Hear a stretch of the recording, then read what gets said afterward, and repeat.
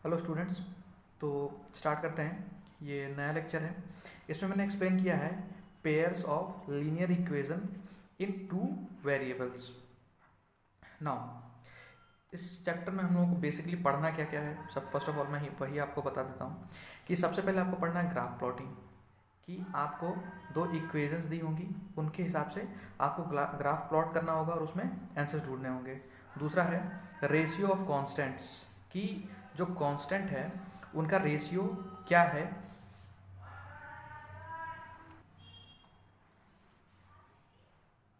ना आंसर्स ढूंढने होंगे आपको ग्राफ प्लॉट करके। रेशियो ऑफ कांस्टेंट्स कि मतलब आपके जो कांस्टेंट होंगे उनका क्या रेशियो है, उससे आपको ये पता करना होगा कि आप आंसर निकाल सकते हैं या नहीं निकाल सकते हैं उन दो इक्वेशंस का। फिर उसके बाद से कुछ मेथड्स हैं जो पढ़ने हैं आपको। मेनली क्वेश्चन इन्हीं में से बनते हैं। इस बार तो आपका क्रॉस मल्टीप्लिकेशन हटा दिया गया है, बट स्टिल मैं ये मेथड आपको पढ़ा दूंगा। तो आपको इंट्रोडक्टरी लेक्चर जो ये लेक्चर मैं शूट करने जा रहा हूँ, इसमें मैं इन सारी बातों के बारे में बताऊंगा। ये जानने के बाद से आप चैप्टर सॉल्व करने के लायक हो जाएंगे। आपके पास इतनी नॉलेज होगी कि आप क्वेश्चन को सॉल्व कर पाएंगे। तो पढ़ाने का मेरा तरीका वही है कि आप ग्राफ प्लॉटिंग कर सकते हैं, उसके बाद से रेशियो ऑफ कांस्टेंट निकाल सकते हैं, फिर मेथड जान सकते हैं। ये जानने के बाद से आप पूरी की पूरी एक्सरसाइज लगा पाएंगे। कोई भी प्रॉब्लम हो तो आप प्लीज़ मुझे मैसेज कीजिए या फिर कमेंट बॉक्स में आप कमेंट कर सकते हैं। मैं आपकी प्रॉब्लम को ज़रूर सॉल्व करूँगा। ये मेरा व्हाट्सएप नंबर है, कॉन्टैक्ट नंबर है। नाउ आगे देखते हैं। तो सबसे पहले ग्राफ प्लॉटिंग समझते हैं क्या होती है। जैसे आपको लिखा है 2x plus 3y is equal to 5। ठीक है, वेरी गुड। अब इसी के हिसाब से आपको फिर से लिखा हुआ है कि 3x plus 2y is equal to 5। ये आपको दो इक्वेशंस दे दी गई हैं। सपोज ये 1 है और ये 2 है।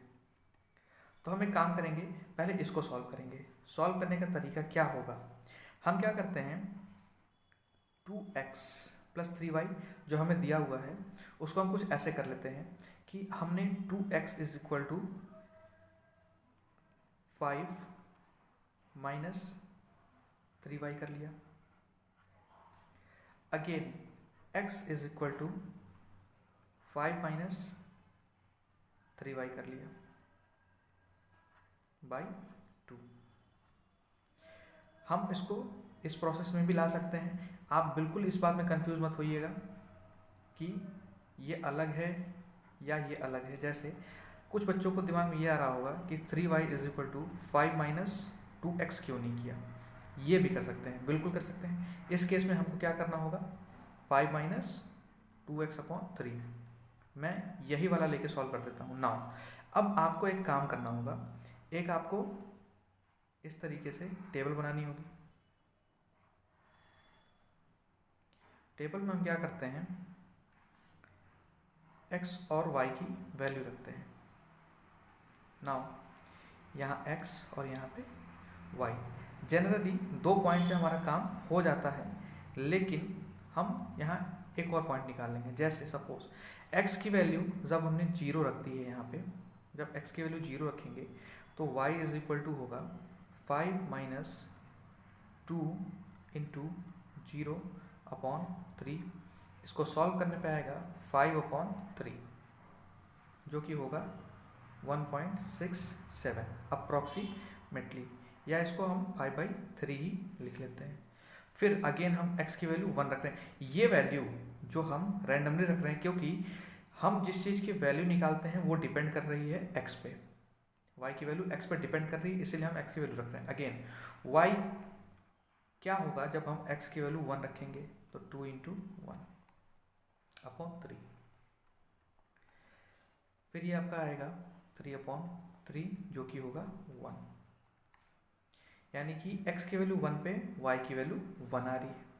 अगेन y की वैल्यू क्या होगी, अब सपोज कोई ऐसा नंबर रख लीजिए जो 3 से, मतलब ये ऊपर सॉल्व होने के बाद यहाँ पे 3 से कट रहा हो। जैसे अगर 3 रखें तो 6 1/3 आएगा, 4 रखें तो 8। हाँ 4 पे कैंसिल आउट हो रहा है तो हम 4 रखेंगे।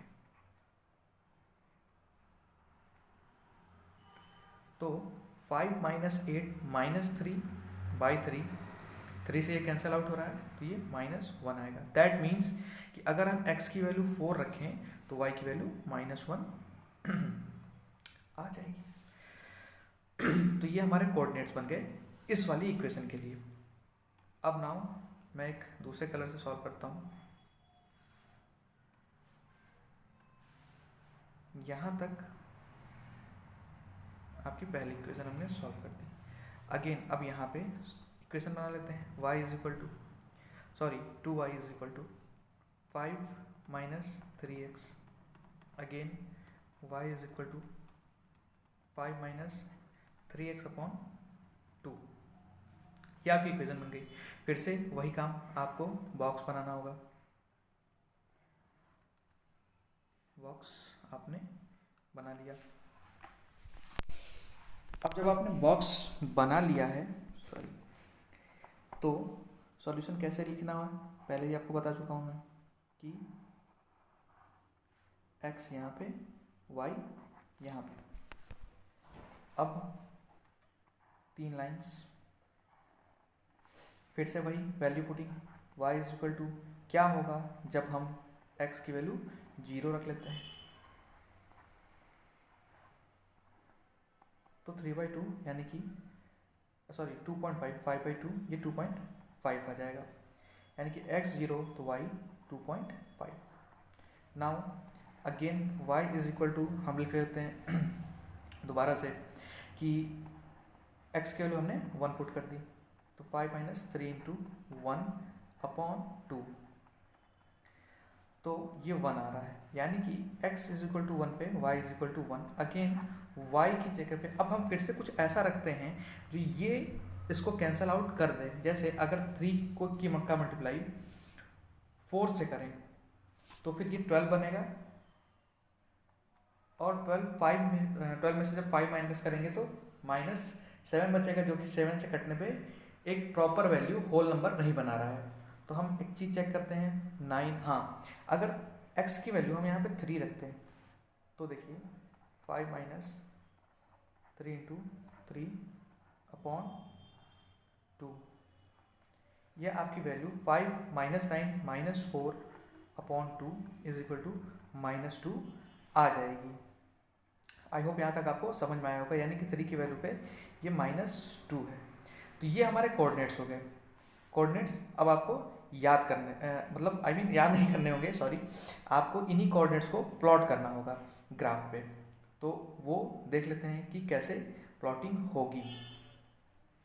नाउ ग्राफ के लिए स्टार्ट। नाउ मैंने एक नया पेज ले लिया है। अब आपको क्या करना होगा कि जैसे ये आपकी इक्वेशन 2 थी, ये 2 सेकेंड इक्वेशन थी, और ये आपका इक्वेशन 1 था जिसके हमको पॉइंट्स मिल गए थे।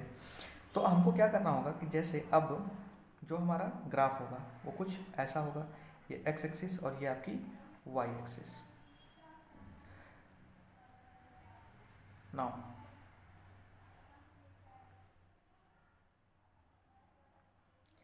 जैसे इसको 1 2, ये तो ऑब्वियसली आपको पता ही होगा, 3 4 5 एंड 6, ऐसे इधर भी कर लेते हैं, -1 -2, इससे ज़्यादा जरूरत नहीं पड़ेगी, 1 2 3 4 5, और वैसे ही इधर -1, ये -2, ये -3, ये -4, ये -5, ये आपका ग्राफ है।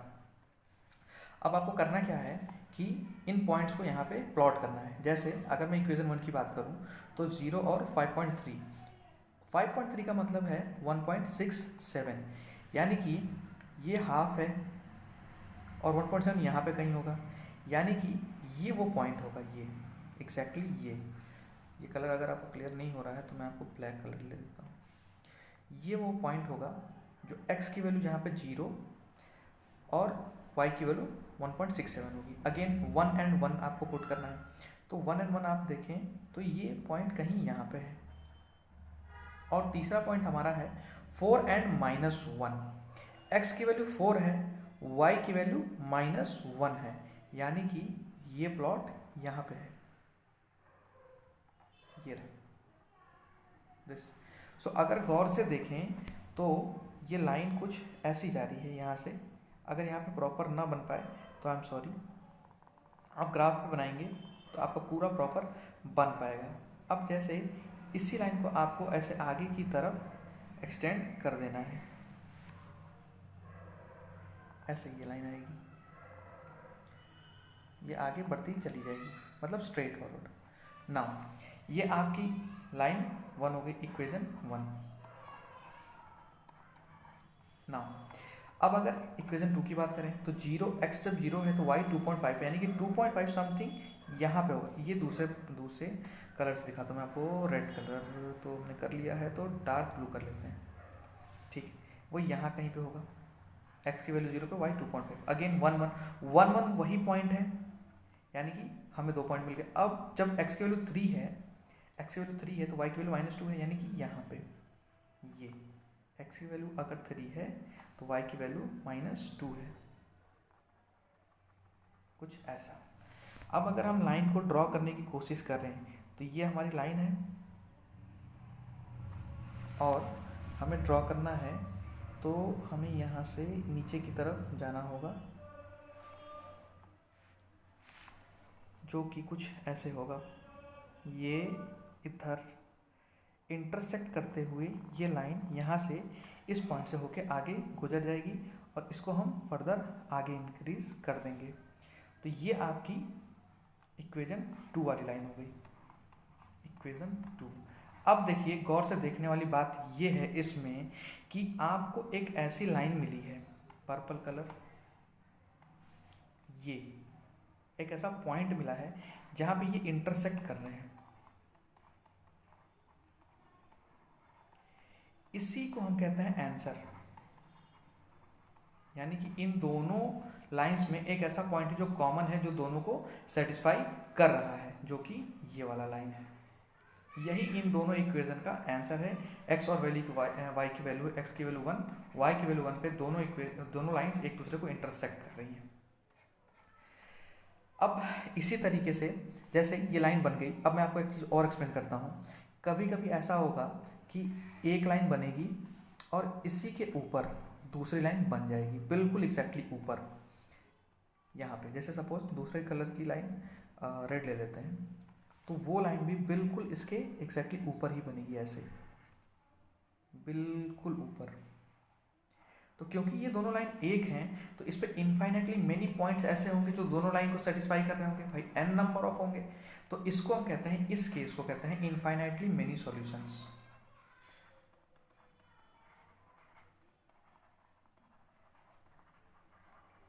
अगर ऐसा ग्राफ बना, अगर दो लाइंस ऐसे इंटरसेक्ट कर गई, जैसा कि जो हमारा प्रीवियस केस था उसमें क्या हुआ था कि दोनों लाइंस इंटरसेक्ट कर गई थी कुछ ऐसे, ये दोनों एक पॉइंट पे इंटरसेक्ट कर रही हैं, तो एक सॉल्यूशन है जिसको हम कहते हैं यूनिक सॉल्यूशन।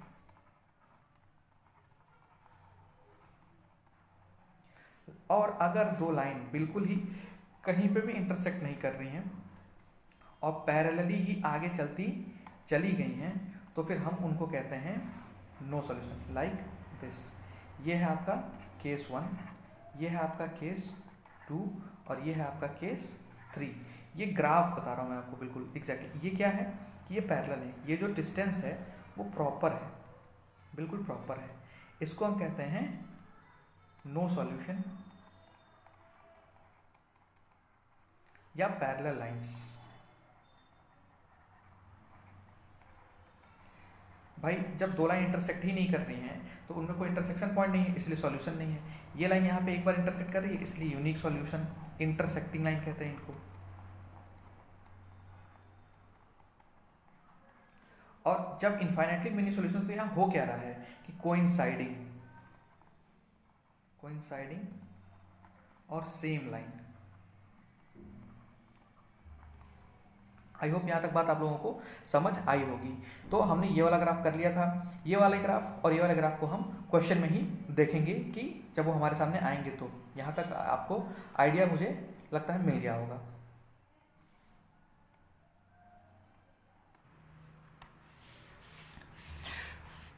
फिर भी मैं कोशिश करता हूँ कि आपको कुछ एग्जाम्पल्स दे दूँ, जैसे ये इन्फाइनाइटली मेनी सॉल्यूशन और नो सॉल्यूशन के।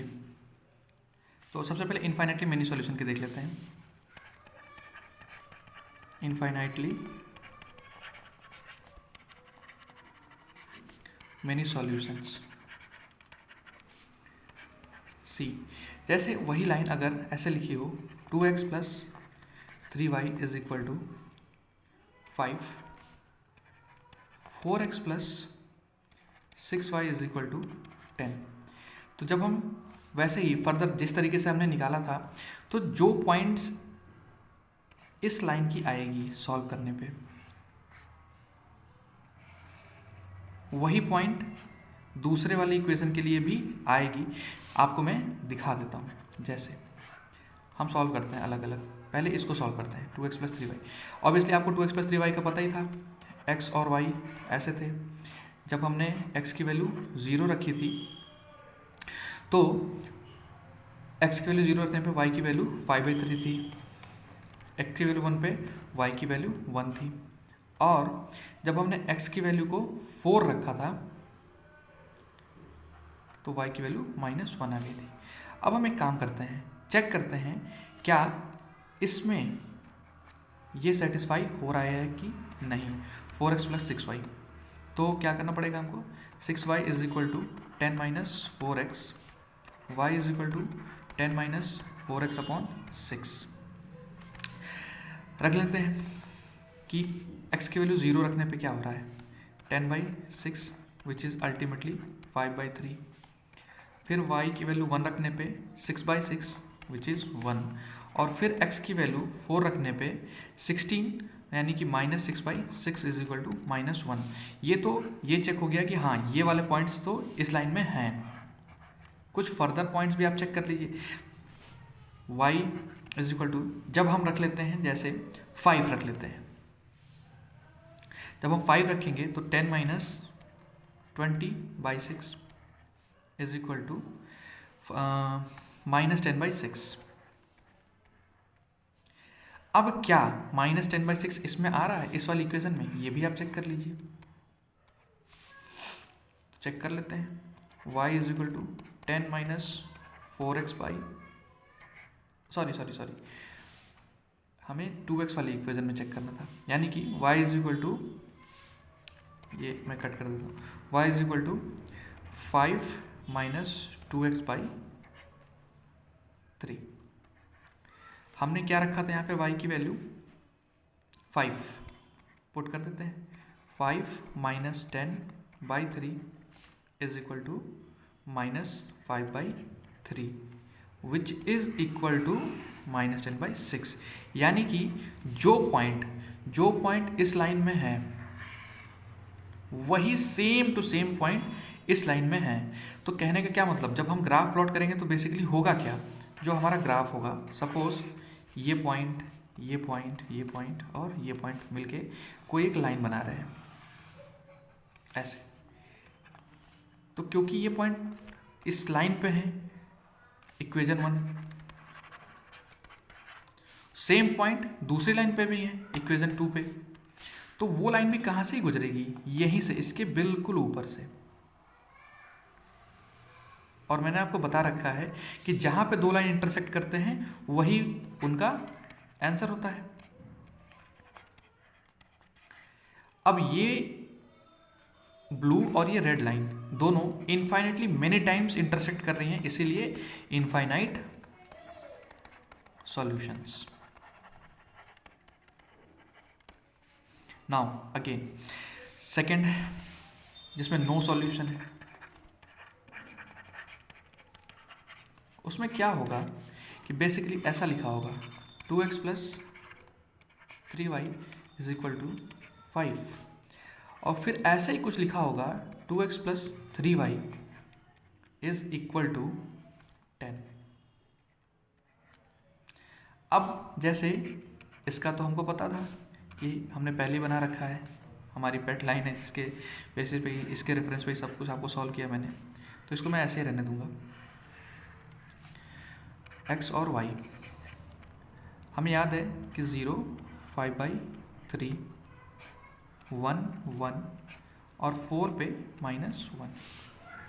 ये तो हम इसको सॉल्व कर लेते हैं। y is equal to 10 minus 2x by 3। तो जब हम इसका ग्राफ बनाने की कोशिश करेंगे, अब मैं वो सॉल्यूशन वाला पार्ट नहीं लिख रहा हूँ, ये मैं एज्यूम कर रहा हूँ कि आप लोगों को उतनी कैलकुलेशन समझ में आ गई होगी। x की वैल्यू 0 रखने पे 10 माइनस 2 8, यानी कि 8/3।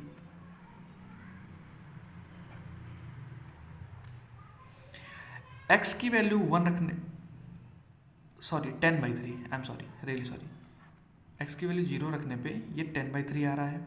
आप ये कैलकुलेशन खुद से करके देखेंगे। x की वैल्यू 1 रखने पे ये 8/3 आ रहा है, और x की वैल्यू 2 रखने पे 6/3, यानी कि ये 2 आ रहा है। ये अब आपको इतना दिख गया होगा ना। जब हम ग्राफ प्लॉटिंग करेंगे तो ग्राफ कुछ ऐसा होगा, और ये दोनों लाइंस कुछ ऐसी जाएंगी, बिल्कुल बिल्कुल पैरेलल एक दूसरे से। नाउ अब बात करते हैं नो सॉल्यूशन की, कि कौन से वाले ग्राफ में सॉल्यूशन नहीं आएगा आपका। तो जैसे आपको मैंने पहले बताया था, अब हम ऐसी इक्वेशन ले लेते हैं जिसमें नो सॉल्यूशन आएगा। 2x + 3y तो हम पहले से सॉल्व कर रहे थे, जिसका सॉल्यूशन ये है।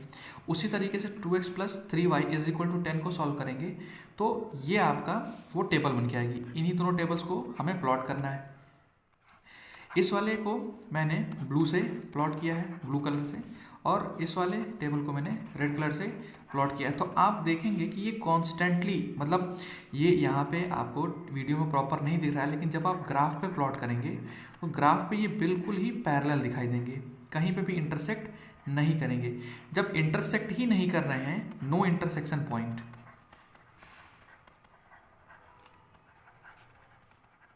तो क्या बोलेंगे? No solution. या फिर इनको बोलेंगे पैरेलल लाइंस। तो बस इतनी ही बात थी इन तीनों में। मेनली आपको याद क्या करना है कि जब दो लाइन एक दूसरे को इंटरसेक्ट करेंगी तो हम उसको बोलेंगे यूनिक सॉल्यूशन। और लाइंस कैसी होंगी? इंटरसेक्टिंग। दूसरा, दो लाइन अगर पैरेलल चली जाए तो नो सॉल्यूशन। और लाइंस कैसी हैं? पैरेलल। और अगर दो लाइंस एक दूसरे के ऊपर ही हैं, बिल्कुल दूसरी लाइन भी बिल्कुल यहाँ इसके ऊपर है, मैं ओवरराइड कर रहा हूँ, आई थिंक आपको दिख रहा होगा कि ये पहली लाइन है और ये दूसरी लाइन है। तो इनफाइनाइटली मेनी सॉल्यूशंस। और लाइंस कैसी होंगी? कोइंसाइडिंग।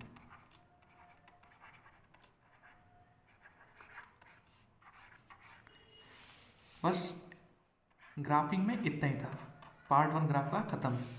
नाउ सेकंड में मैं आपको एक्सप्लेन करूंगा कि रेशियो ऑफ कॉन्स्टेंट्स क्या है।